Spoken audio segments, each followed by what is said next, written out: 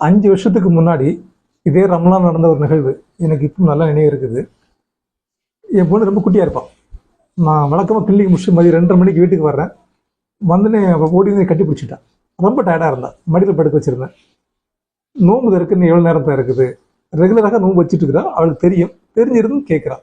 அவளுடைய மனநிலை புரிஞ்சுது. நோம்பு விட்டுருவியாம்மா டக்குன்னு சொன்னான். நான் அதுக்கே கேட்கல. அவள் முகத்தில் இருக்கிற பயம், தப்பு செஞ்சு மாட்டிக்கிட்ட ஒரு பயம். நான் அவர்கிட்ட சொன்னேன், இஸ்லாம் ரொம்ப தெளிவான மார்க்கம், இலகுவானது, யாரையும் இறைவன சக்திக்கு மீறி கட்டாயப்படுத்த மாட்டான். ரொம்ப ஒரு நீண்ட ஒரு விளக்கம். இப்போ மீண்டும் விட கேட்டேன், நோம்பு விட்டுருவியா இப்படி யோசிச்சே சொன்னான். வைக்கிறேன், முடிஞ்சா விட்டுருந்தேன். சரி, ஓகே. இப்போ அவளுக்கு பிடிச்ச உம்மூர்லனோட வரலாறு சொல்ல ஆரம்பித்தேன். உம்மூர்லனா ரொம்ப பிடிக்கும். நிறைய கேள்விகள், எப்பவுமே நிறைய கேள்விகள் கேட்பான். கேட்டே இருந்தான். இப்போ டைம் ரொம்ப வேகமாக போயிடுச்சு. அசரோட வக்தும் வந்துருச்சு. மீண்டும் விட கேட்டேன், நோம்பு விட்டுருதியா?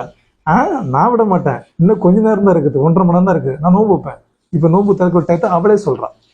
நான் தொழிட்டு வந்து பார்க்குறேன், அவங்க அம்மா கூட கிச்சனில் ரொம்ப மும்முரமாக தான் பண்ணிகிட்டே இருக்கிறான். குழந்தைகளை எப்பவுமே நம்ம ரொம்ப பக்குவமாக தான் டீல் பண்ணணும். எடுத்துகிட்டு அவட்ட நோம்பு விடுறது பாவம், எல்லாம் தண்டிப்பான், இந்த மாதிரி நம்ம நிறைய சொன்னோம் அப்படின்னா குழந்தை பயந்துருவாங்க. நேற்று வரைக்கும் இலகுவாக இருந்த நோம்பு இன்னைக்கு ரொம்ப கஷ்டமானதாக மாறிடும். அதனால பிள்ளைங்கிட்ட அவங்க போக்கில் போயிட்டு பக்குவமாக சொல்லி என்ன முடிவு எடுக்கணுங்கிறது அவங்க உயிரை கொடுத்து பாருங்க. நம்மளை விட ரொம்ப தெளிவான அழகான முடிவு குழந்தைங்க எடுப்பாங்க.